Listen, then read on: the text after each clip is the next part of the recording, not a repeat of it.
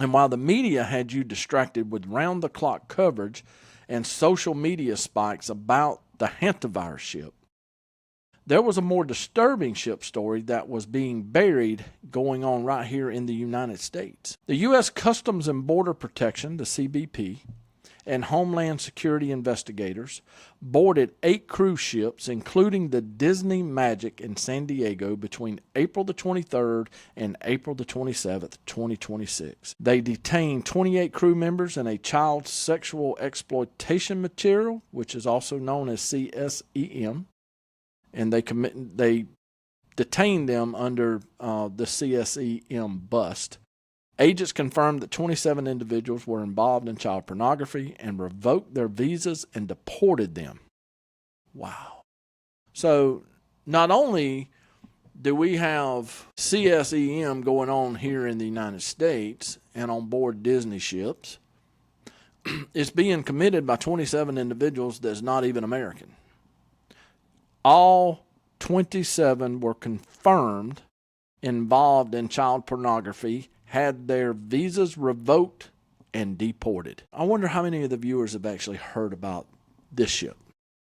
Let's go on a little further. Federal agents boarded vessels at the port of San Diego as part of the investigation often referred to as Operation Tidal Wave, stemming from information provided by the National Center of Missing and Exploited Children. For those of you that do not know what the National Missing and Exploited Children group is all about, I encourage you to go look them up.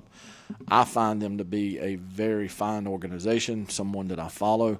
And one day I hope to be able to get big enough as a podcaster to be able to partner with them and do some very good work in trying to locate not just the missing and exploited children, being able to recover them and bring them back home to their families safely, but also to put these pedophiles where they belong. I'll talk more about that in another episode. The suspects of the 28 crew members interviewed, 27 were found to be involved in the receipt, possession, distribution, and viewing of child sexual abuse material. Keep in mind, when we're talking about child sexual material, it has to be material of children that are 12 years of age or younger. Keep that in mind. The demographics, the detained individuals included 26 from the Philippines, 1 from Indonesia, and 1 from Portugal. Not a single American.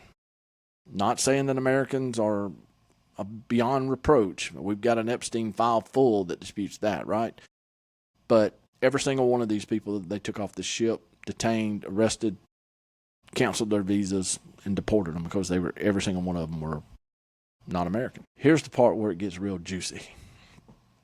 A Disney Cruise Line representative stated that the company has a zero-tolerance policy and fully cooperated with the federal authorities. Those involved who work for Disney are no longer with the company. Let me make sure I'm very accurate with this.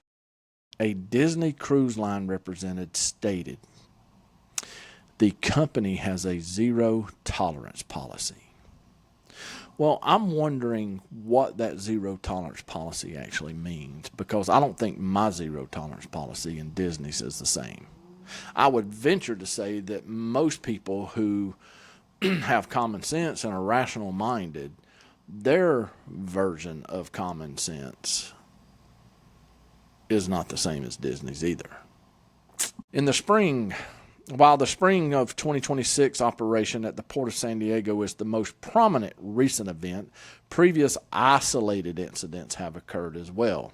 In April of 2024, an individual crew member working on the Disney Dream was arrested and booked into a Broward County jail in South Florida after authorities discovered child sexual abuse material on their personal devices. For further details regarding the federal operations and maritime law enforcement, you can visit the U.S. Customs and Border Protection website, which is also where I got some of this information from.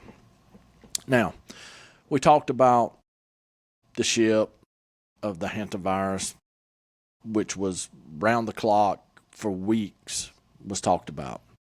I'd venture to say nobody knows about this second ship, the Disney ship, right?